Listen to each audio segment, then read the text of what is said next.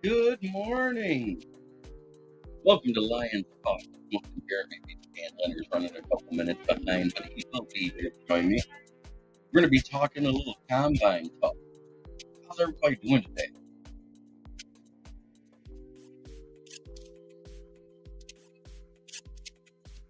One great day to be a Lions fan. That's all I have.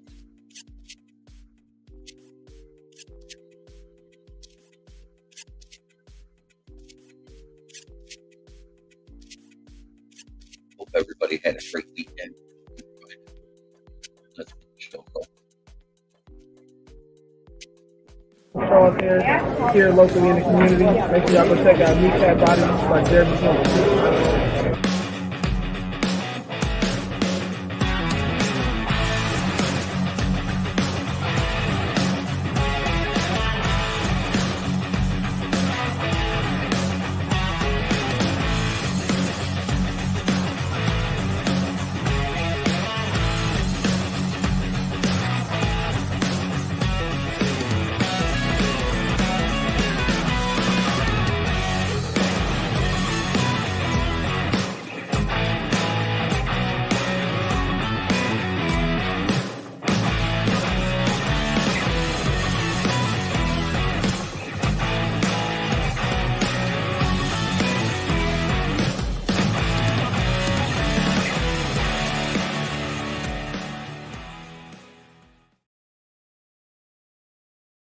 Man, look at that. Ricky Sakat, I am so sorry to hear this. I hope you get well soon. But I'll be happy to inform you on what's going on. We got Donkey Kong saying Super Bowl or bust, and Henry Gray saying good morning, everyone. One pride. One pride is right. We are sitting on the precipice of the combine. All the media stuff starts today. The cognitive tests, the measurables, stuff like that. They're good, what they are in height, weight, the media stuff. That all starts today, but the activities don't start till Thursday. So that being said, I want to talk about a little bit of the actual combine participants. We now know that 4 players are not either fully participating or at least not doing the drills this week.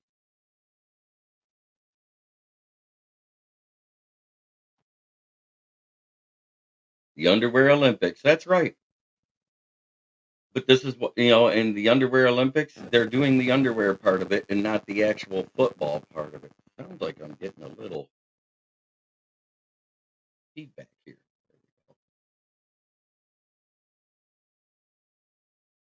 But you got Caleb Williams and Daniels both said they're going to do the physical testing, but they're not going to do any throwing at the combine. And I think it's because, there's so many different wide receivers. They're not comfortable with them. They don't know how they react to a pass coming in hot. Yes, the 13th is when it actually starts. 11th through the 13th is the actual legal tampering area, but we all know people are talking now. They just don't advertise it.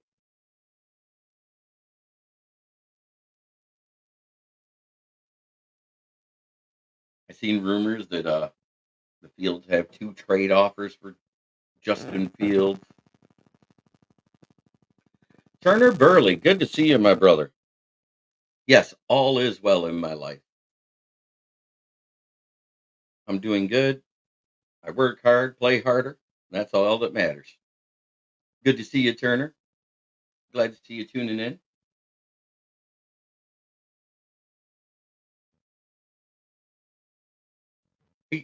You know what? Agents are actually suggesting it because of the stupid cognitive tests they do. Uh, Tried a new cable and I'm still getting a feedback from the phone, so it looks like I won't be using the phone. Advertising it gets you in trouble. That's the fast way to lose draft picks. I don't think agents see it that way anymore. because, actual NFL scouts still do the testing at the pro day. It's registered as confirmed or unconfirmed, and that's why 40 times change and everything else. It's a big part of it. Um, Agents are telling their players not to do the cognitive tests. That test that Stroud failed miserably, it appears it didn't matter much, did it? And I said it wouldn't. I said if you look at the game film, CJ Stroud was going to be one of the best quarterbacks in that draft that could play. Fred Peterson comes in. Good morning. It's a great day to be a Lion. One pride. Absolutely.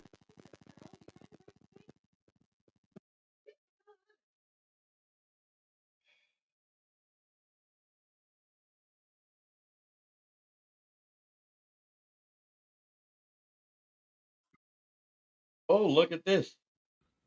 It's Von Doom the Savage, What's up, buddy? who savagely had to fire up his computer and run to take care of stuff. Oh, it's definitely savage in there. Holmes was a great scout for LA. He'll weed out the bums. Yes, so guys that are not participating, it's like I said, Caleb Williams, Jaden Daniels, they're not throwing, but they are doing the physical test. Steve Neighbors isn't even going to the combine at all. He's just going to do his pro day.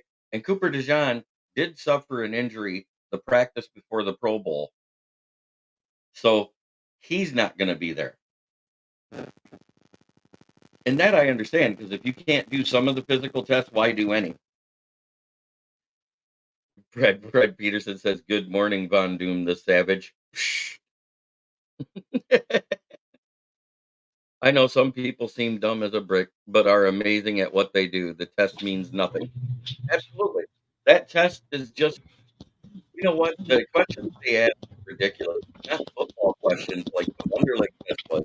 It was an okay barometer, but even that got stupid after a while.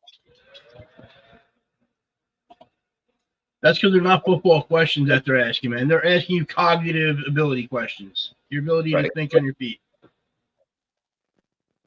And John Kapler, yes, you were one of the ones that disagreed with me. But you guess what? I called it right. I said he was fully developed in high school, and Ryan Day didn't have to develop him, is why CJ Stroud would be good.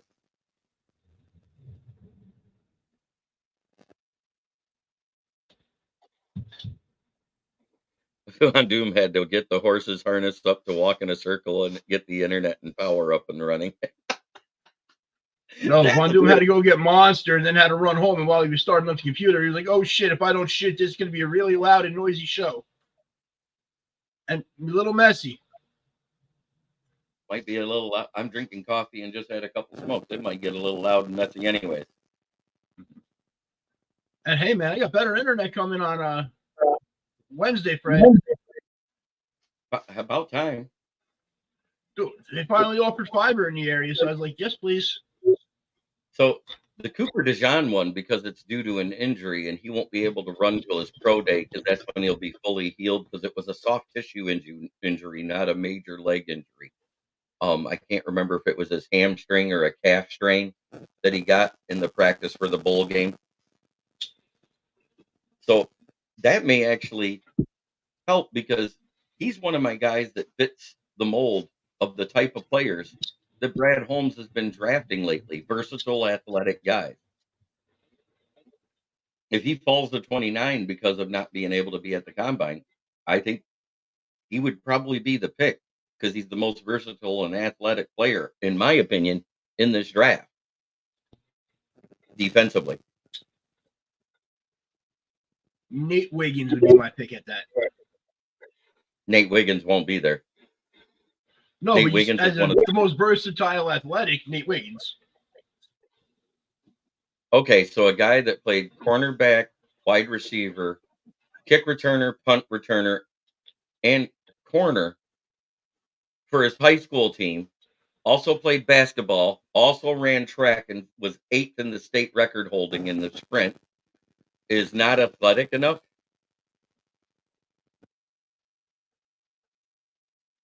Nope, not even close to it. He's got tight hips. He's the most athletic. 100%, and the most versatile because of the multiple player positions. Nate Wiggins was just a corner.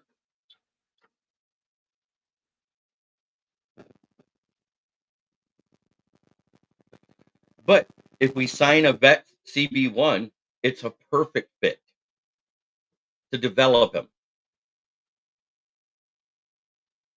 Dude, you're not wrong there. I could see him playing the same role that Brian Branch plays. Right. And in all actuality, because he can play corner and safety, it fits the mold of the type of guy that Brad Holmes likes to draft. And he's also a kick and punt returner. I don't care. You don't take a player in the first round and tell him, okay, you're going to return kicks and get freaking blasted like that. That's not what I said. I know, but just no. Don't put words in my mouth, dude. It's the same reason why they haven't used JMO in kick and punt return. He was an electric kick and punt returner. It was Dave Phipp that turns Brad Holmes on to Jamison Williams. But anyway, I really don't think, after doing a little bit of soul searching on this and reading more stuff, I do not honestly feel that these guys skipping the combine, these guys are top picks, is going to hurt them at all.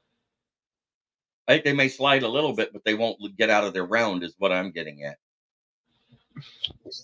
Maybe a little, but like guys, I just don't see it happening. The combine really is. They have nothing to gain there. They only have to lose at that point. The combine is only good for guys that are undervalued or hidden gems to show off their abilities.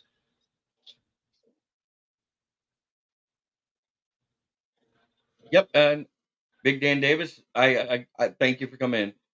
Praying Home gets a CB1 this offseason. Hopefully it's one of the guys you mentioned, JB. And the Raiders did that to Tim Brown. Dude blew out his knee in year 2 and went from a 4-3 to a 5-4-5 guy. You're right.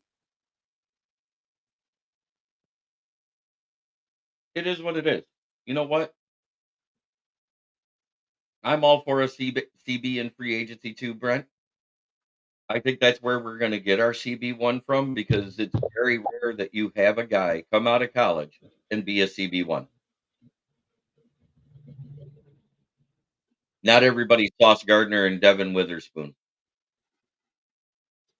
Yeah, but you know, more and more recently, you're finding those guys that are pro ready at corner because they played a pro ready style defense in college. But guess what? They're not all in the first round. They're guys that you didn't think of that came in the second, third, fourth, even fifth rounders have been starters right away. It's all about the scouting. And I agree. I'm just saying that they're more ready now than they've ever been before. Right. I also like the fact that we brought the guy that is now finally draft eligible from the CFL that was the interception leader last year. That's the type of guy that Brad Holmes might throw a 6th or 7th round pick at because nobody knows what he's going to be. That's Quantez Striggers. My question about him, though, he played pro ball. Does that mean you can just sign him instead of letting him go to the draft? No, because he went straight out of high school to the CFL, and he played 3 years and is now draft eligible. He has to be drafted. That's just so. Their rules are dumb as shit on that because he was a professional athlete. There should be no college need. You know what I mean? Peterson, do you have me as a friend on Facebook? Just look up Jeremy Bulrick, just like that. Look for the one that has the newer bald-headed picture on it instead of the picture of me and my family. Dude, hold on, Fred. I got you, dude. I'll find you.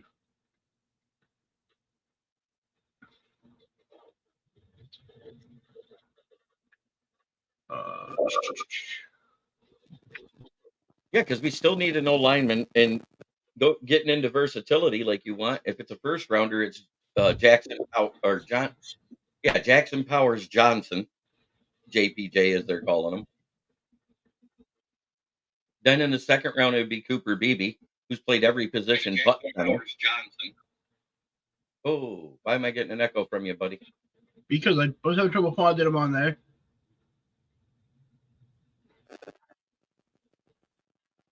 I'm just going to send you an email. I'm going to put my email right in the link here, buddy.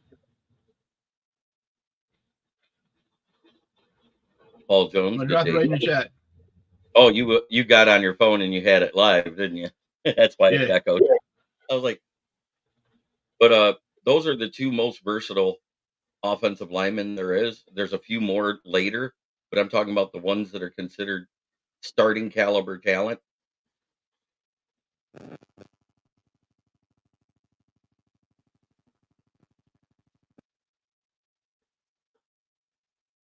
You're hoping Zinter in the end of the second round. He's being projected as a day 3 early pick in round 4.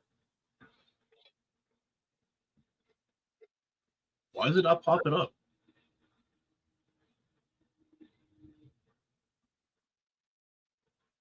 I don't know.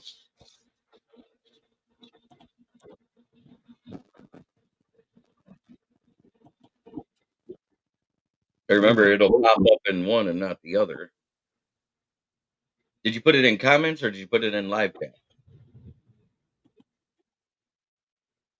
I put Underrated right the Jones. comments in the live. Hmm. Hold You type it in here so it shows up. There we go. Now I got this going on. Oh, now you got it going on. Forgot to hit send, didn't you? You hit the button next to it. Find into. Hang on. Saying it's failed to post to the groups or something over here on the side. Stupid. JB, just you want to drop my email up on there for me? Yeah, that's what I said. I want me to do it. It's Danny G. Leonard, right? Yep, at iCloud. To CB from Iowa, you think he goes in the first 18 picks? He was projected to go as high as like 12. That's Cooper DeJean. Him holding out with this injury may get him to fall a little bit. Do I think he drops to 29? I don't know. I doubt he does it, but if he does, fantastic. Is that iCloud.net or .com or what? .com.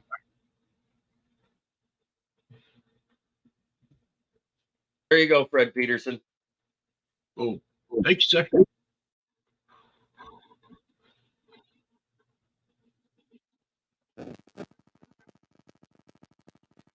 Ricky Sakat, that's all right. The thing, we cannot let our Michigan fandom get in the way of what Brad Holmes does. I'd love to have every Wolverine from Team 144, but it's just not what's best for the team.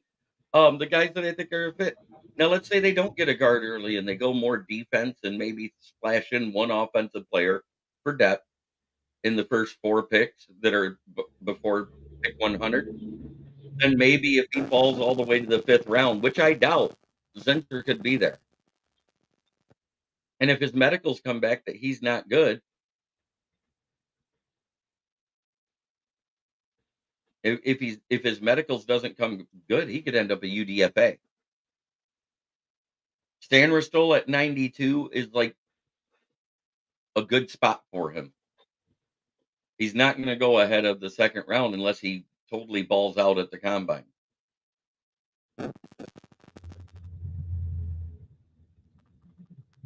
Combine starts what, Thursday? Yep, the activities. The activities start Thursday. The media stuff starts today, and all the cognitive tests. They get in the actual where they measure their height and their weight and all that stuff. That's being done today, tomorrow, and Wednesday. You know what I'm honestly like about these guys that aren't coming to the draft and they're not doing this stuff? Replace them with guys from other schools, lower schools that we don't get to see a lot. I want to see guys that didn't have a chance really to get in front of people, and freaking earn their spots.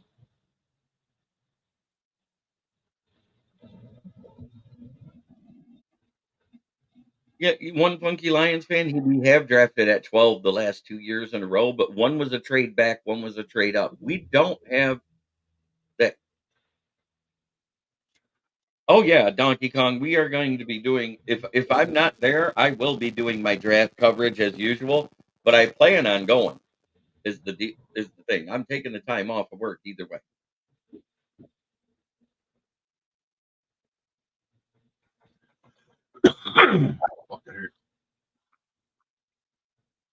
You know, what's funny is Sanders still has not moved out of the 90s for ranked in the top 100 prospects.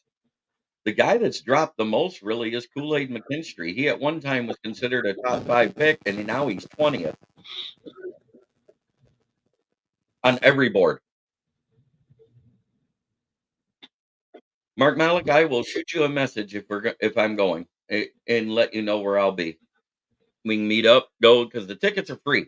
I mean, even if you don't actually make it into the actual draft floor, I'm quite sure they're going to have enough video boards around where you can watch it next to it. Probably. I think we're going to make a splash. I mean, think about it. We just went up 30 million, which basically takes the whole draft pick stuff and those signings out of the picture and gives you $45 million to work with. That's a hell of a lot better than the 29 we were looking at.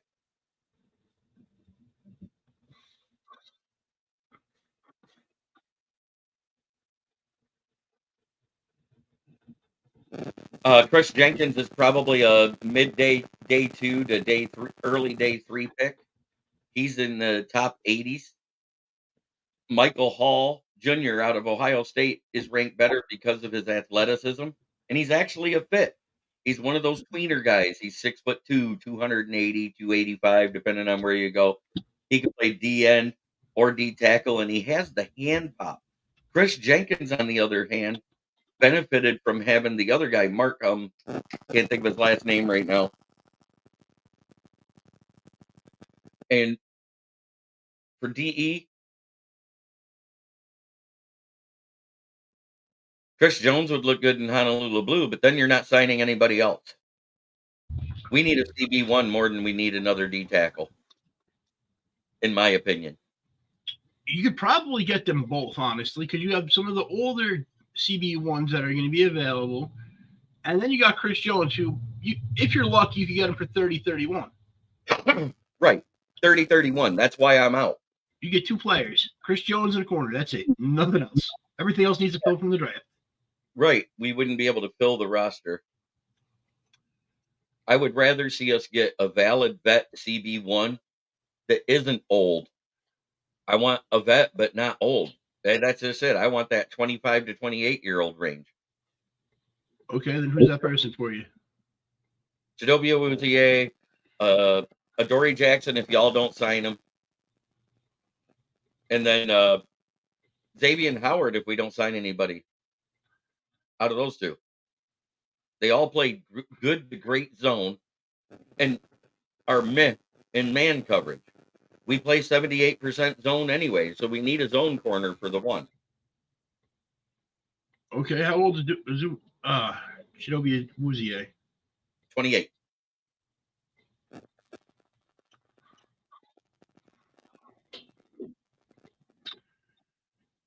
The guy I'd rather sign out of free agency for the draft that would only cost like $10 to $13 million, and we've talked about it at nauseum. It's AJ Empineza for DN. Mm-hmm. That's the guy I would rather sign than somebody that's going to cost 20 to 30 million.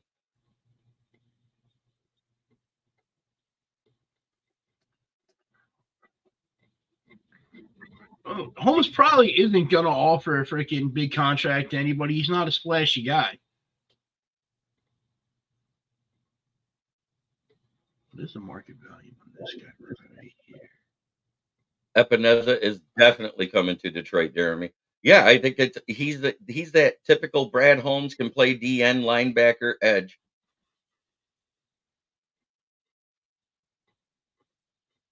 I don't like Darby at all because he's more of a press man corner, one funky Lions fan. I don't want to put square pegs in round holes anymore, which is why when we switched to predominantly man, AO fell apart. When we switched to predominantly zone after that, Okuda fell apart.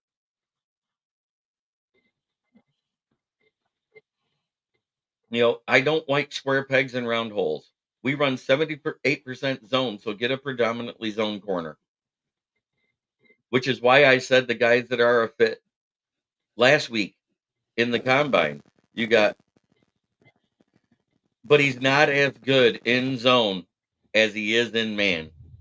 He's a predominantly press man corner, and we hardly ever play press man coverage.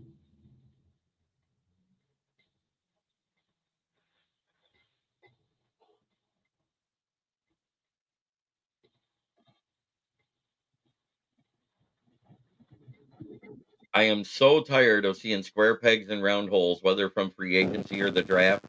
Let's start getting the guys that actually fit the scheme. Let Brad Holmes keep doing what he's been doing, because when he goes for best talent that fits the team, is Okuda a complete bust? More than likely, he'll be a free agent in Atlanta. He could probably be had for about $2 million. Probably. And you know what he'd be? A bench player. Well, Vogel hops in. Good morning, gentlemen. But in the draft for fits as far as scheme, like I said, there's Cooper DeJean, who's more of the zone type of corner. I just want to point out, Alabama ran mainly zone coverage, JB. Did they now? Yep. Because everybody said they were a man coverage place last year. Everybody's dumb, but I don't think most people actually understand defenses and what they're actually lined up in. But that's beside the point. But Kalen King is another. Wiggins is mostly a press man corner. Well, I don't like him for the Lions. I like him as a corner. I just don't like him for the Lions. No, and McKinstry, this is my view on him real quick. He's one of my favorite guys in the entire draft, besides just that he has the best name in the draft. But you look at him on tape, and you don't see like any crazy things of athleticism. You don't see him making ridiculous plays because he never needs to. He is that guy that's in that spot in the zone. He doesn't make the mental errors that he needs to use his athletic ability to make up for it. True. I like smart players.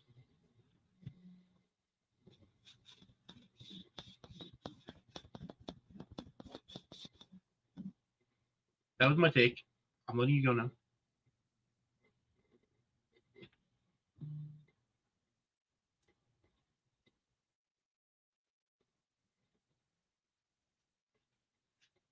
Sorry, dog's going nuts. Oh, gotcha. What was Witherspoon's specialty?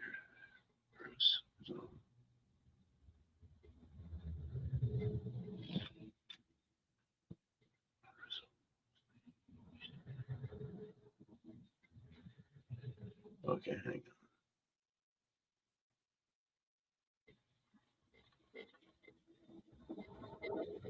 But Houston's not a 3-down player. We need a 3-down player. John Kaminsky isn't a 3-down player. Charles Harris isn't a 3-down player. We still need a 3-down DN. And that's why I'm out on Chris Jones. We need a 3-down DN more than we need that, because we have a Lean that finally developed into a DT1. Why get somebody that's going to challenge his job and get somebody that fits the scheme next to him? I don't think it would I think it would actually hurt us if we drafted somebody that's a nose tackle, not a 4-man front guy.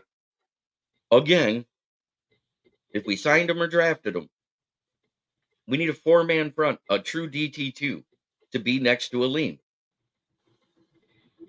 I wouldn't mind seeing Chris Jones play DT2 though, because they usually get less freaking double teams.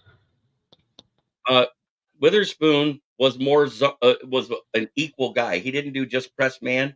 He did man. He did zone and some press, but they moved him around from slot to outside and everything else at Illinois. And that was why he was the guy that they wanted at 6. And when the Seattle picked him, the first thing we did within a minute was turn in the draft, the trade card.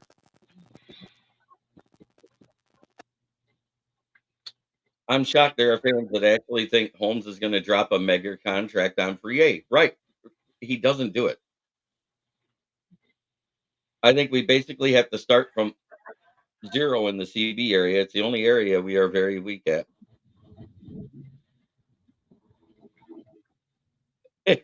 I just liked the last name, so I'd have a cool jersey with my name. We've had plenty of cool Jones names on the back of jerseys. Yeah, but Chris Jones cool? I don't want Bosa either. Bosa is a $30 million a year guy. We don't spend that kind of money on people. And he's always injured. And if you look at him, he looks like the rat from Ratatouille. A little bit. If you're going to make a Bosa trade, I'd rather it be for the good one that plays for the 49ers that maybe misses 1 to 2 games a year. Yeah, but Now, wait till you see the contract he's going to get. oh, I know. He's going to get a massive contract. Fred Peterson. On the side there, yes, I would take Hunter over Chris Jones usually because the edge is actually no, because the edge is going to be more expensive than Chris Jones would be. And Chris Jones brings the same amount of pressure and productivity from the inside. And I'm kind of a little stingy on stuff. But yeah, they're going to be asking for the same contract, $30 million a year. Hunter or Jones, I'm out.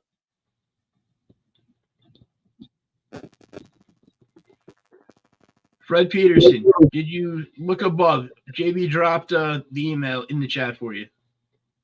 You never responded. What y'all think about Xavier Howard lands? Who knows where he lands right now, but I wouldn't mind that because he fell from CB1 to CB2. I think he was playing mad because he lost his position that he held with the team for 3 straight years to Jalen Ramsey coming in, but I understand it. There's actually only 8 teams in cap hell now since the $30 million increase, Orlando. Dolphins are still one. Chargers definitely one of them. But with Xavier Howard, he's older, has an injury history. He's not as fast as he was, and he didn't have a great year playing CB2 because Vic Fangio doesn't do what a lot of good coordinators do currently in the league and have your cornerbacks trail a single receiver during the game where they go to both sides of the field. They just stuck them to one side, and it's easy to learn a guy's tendencies to pick them apart that way. Yep. But in all actuality, it isn't that big a deal about that. Yeah, the whole thing. Holmes has never been the guy to overpay in free agency. So I don't know why people think he's going to start now. Because he probably has the money to do it. I think it's less about the money and more about the whole team thing. It could be, but we won't be 100% positive until he gets a couple of years where he has free agent money where he can actually play around and make moves. So yeah, the 3 fits. What was it was a total of $30 million. He only got $3 million the first year. He gets $12 million this year and then $12 million next year. But next year is avoidable contract year.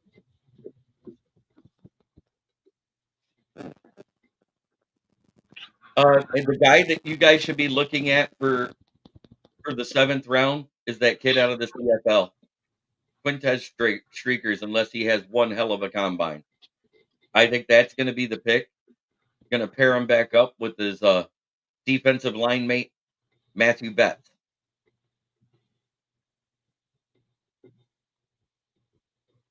He's 22 years old. He's a 6'2", 200-pound corner that led the CFL in interceptions. And when you talk about the CFL, what's different about that is your field is 5 yards wider, 10 yards longer, and it actually is harder to cover with more space out there.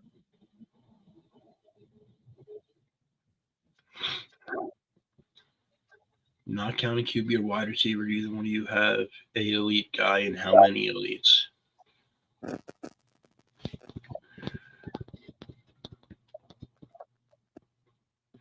Not counting QBs, wide receivers, do either one of you have an elite guy? How many elite? There's about probably 10 to 12 elite guys in this draft. Total. And most of them are wide receiver or corner. Would you agree with that, Bondu? Most of them. Then let's see. Joe Alt is an elite tackle. Yep. There's Bowers. There's another tackle. I was going to go down the list. He said tackle first, so is it that Pashami or whatever it is? That weird, the Cambodian kid from Penn State, basically. Got you. Right. I can't Brock say his Bowers name either. is the only tight end I think is elite in this draft. Brock Bowers is the greatest tight end prospect ever coming out of the college into a draft, statistically. But you got about 4 wide receivers that are considered elite. You got 5 corners that are considered elite in this draft. And then it's the whole top 3 quarterbacks that they say is elite, but until they get on the field, you don't know. And that's Caleb Williams, Drake May, and Jaden Daniels, correct? Correct. The 2 defensive tackles, Murphy and Newton? Deshaun Vaughn. No, Is that Newton. Yeah, the kid from Illinois? Yeah, the kid from Illinois. After that, you don't have an elite pass rusher in this draft. Jared Verse is good, but he's not elite. If you actually look, he loses a lot of his. He doesn't get past double teams at all. He doesn't have that hand. Byron Murphy, Penix and JJ is considered underrated. Penix has an injury history longer than Carson Strong, and he's left-handed. That's my biggest thing about it. The guy's left-handed, and all these people are like, "Oh, he's so great, he's so great." He might be a good quarterback, but you got to remember, Washington built their offensive line for him. Every team outside of Miami right now in the NFL is built for a right-handed quarterback. So you're gonna have to readjust your line if you draft him. Yep. Jared Verse, like I said, is very good, especially against the single one-on-ones. He has an excellent swim move, but he doesn't have the hand pop you would want with a 4-3 D lineman. He misses that, being able to stand a tackle up by popping him with his hands to be able to bull rush him properly. I mean, we have enough guys like that on the team already. You got James Houston, you got Aiden Hutchinson, Comiskey when he's full bore going, but he hasn't been full bore going since the second half of the previous season. And it's one of the reasons why I like Byron Murphy at that tweener size. He has the best hand pop in this draft. Yes. Second is Jerzon Newton.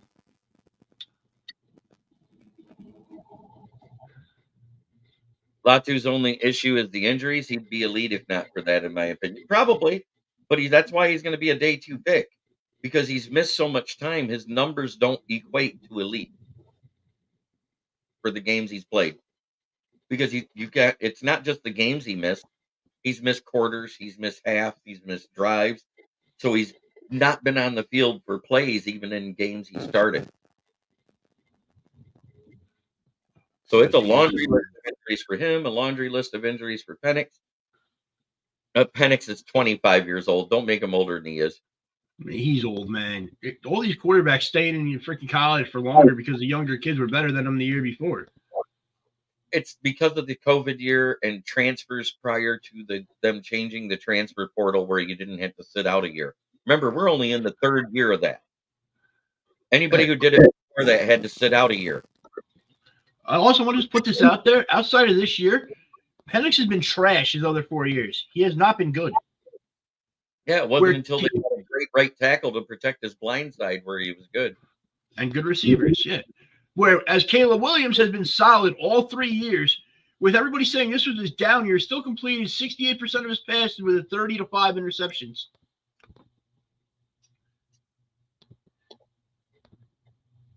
Jerzon Newton's out of Illinois, not Indiana.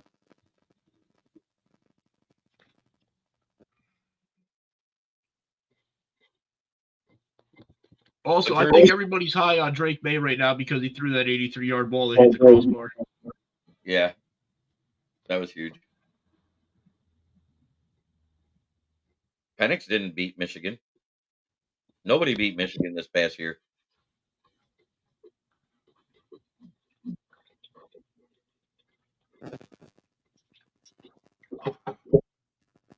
Sorry. I'm not even going to say that Michigan had a pro-style defense. They had pro-style results, but if you actually look the way it was run, it was less pro-style than everybody thinks. I can't wait to see what Joe will think with an actual pro-style defense coming in there next year. Yeah, but actually, Penix didn't play for Washington all 4 years before this. He played for Indiana before them. Right. Okay, And gotcha. he was hurt and on the bench. Have fun, Will. Have a good day at work. Make sure you keep that plug in the butt chin.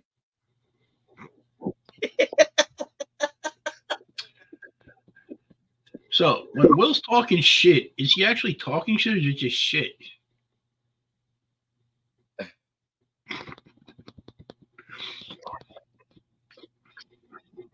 Yeah, we only lost one player to the portal because the whole Jim Harbaugh to the NFL talk didn't start while the portal was open. So I think everybody he did thought that strategically. he did that strategically. And guess what might happen once the portal opens back up in April? That's when you might see a mass exodus of players. Guys that Harbaugh recruited that wanted Harbaugh to be their coach. I'm not saying it will happen. It could happen. And while you only lost one player to the portal, how many players did you lose to the draft? I think we lost. We got 18 invited to the combine. That's Yeah. a that's an NFL record for one school. Yeah, Last but year, there was like 26 that declared for the draft. 26, 24, 24 to the draft and one to the transfer portal. Yeah, and most of them are underclassmen. That's the scary part. This is the most underclassmen that Michigan has lost to the draft, and I get it. They won the national championship. Strike while the iron is hot. Get yourself drafted, and I agree with it. Whether Harbaugh was the coach or not. The 6'3", 310 DT out of Michigan, is that Chris Jenkins Jr.? No, that's the other guy. I think he's talking about the guy that was next to him, the one that took on the double teams that freed Jenkins up because he lacked the hand pop to be effective in the NFL right off of his scouting report for weakness. Yeah, it was a ridiculous number of players who were just like, yo, we're out. I'm pretty sure it was either 25 or 26. Kenneth Grant. Gotcha. Thank you. Yeah, he's the big defensive tackle. I love that kid. He's the one that made Chris Jenkins better than he was. The years before, it was either Hutchinson, Mason Graham, Cracker. Mason Graham. Hey. We don't need that shit going around here. That was funny. Mason Graham, No, Cracker. Man, excuse me. we were talking football. I didn't even realize it's almost the time of the show where I do my sponsors. I might have to buy some new headphones. Is that static coming through on the show, or is it just on my end?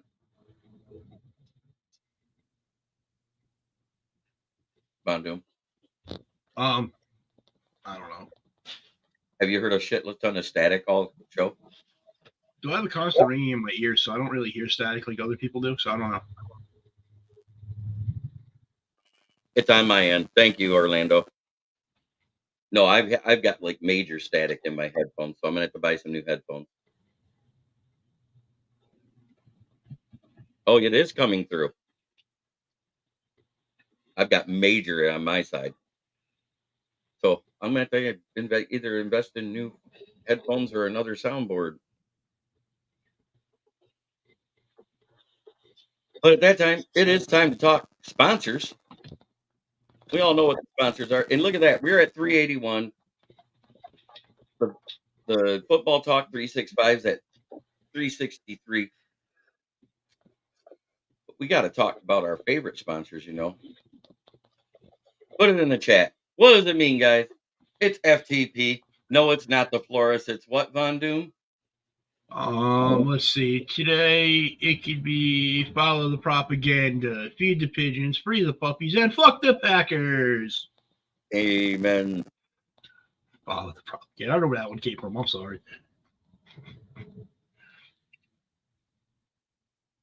No, I've had these headphones for a year, and they usually wear out on me after a while. Yes, Paul Jones, fix the plumbing. Plumbing. Yeah, especially for Leonard. When he has the explosive diarrhea, he plugs it up sometimes. Dude, you know how long it took me to get those pipes fixed for that shit that burst up in the ceiling, man? Like nothing wanted to go fucking right. I had to replace the freaking fittings on it and then a fucking piece of pipe again like twice. I was like, come on. And make sure you go check out Brandon's Tire Service, new and used tires. It's also my place of employment. 602 West Atherton Road, Flint, Michigan. 48708 zip code. 810-233-8230.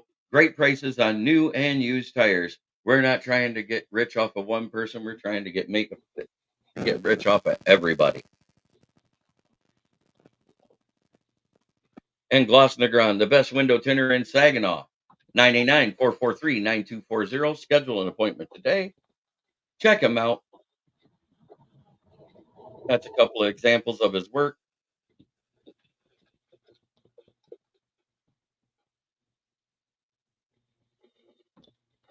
Matthew Betts, J Mommy. Like I said, his ceiling is Cameron Wake 2.0. The floor is he's back to the CFL next year. That was a win-win signing because it's a future signing. We signed him 3 years at $795,680. So basically, a vet minimum contract stretched over 3 years.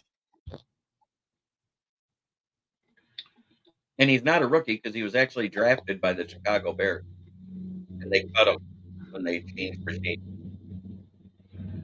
Oh, look, Chicago fucked up again. What a shocker.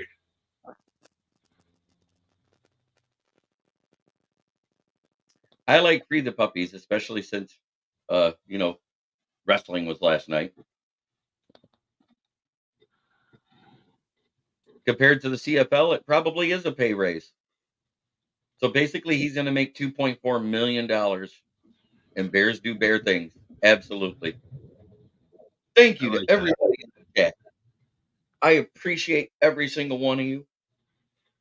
One pride, defend the den, all that good stuff. But you know what? Try every day to be a better person than you were the day before. That's the only way to make the world a better place. It starts within here. This has been Lions Talk with me, Smokin' Jeremy B, and Von Doom the Savage. And just remember, we're all going to be looking at this at the end of April.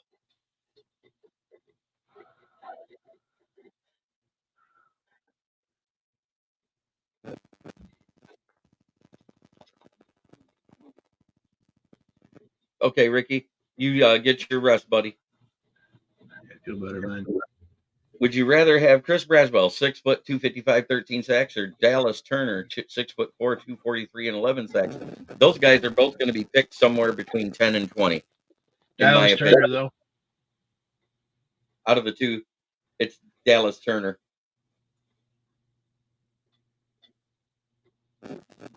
The draft start at 29. Detroit Lions. Yeah, it might. Depends on what Brad does. We may see when it comes to like pick 16 or 17. There's a trade. That's just my prediction. I think he's going to pick more towards 16, 17, or 18 if he trades up. But more than likely, it'll be a trade back.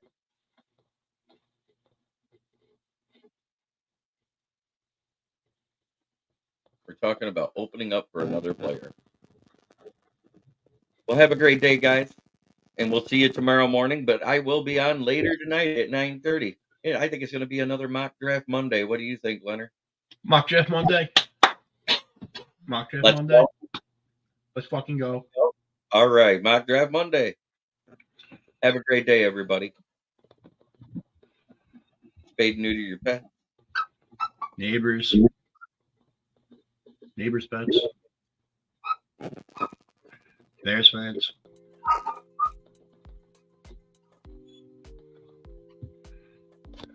I hope everybody will enjoy the music as we hit our outro here shortly.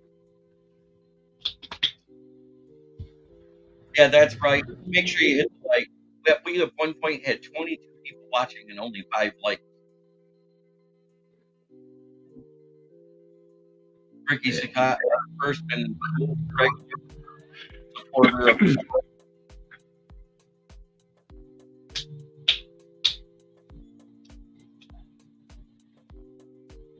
Thank you so much, everybody.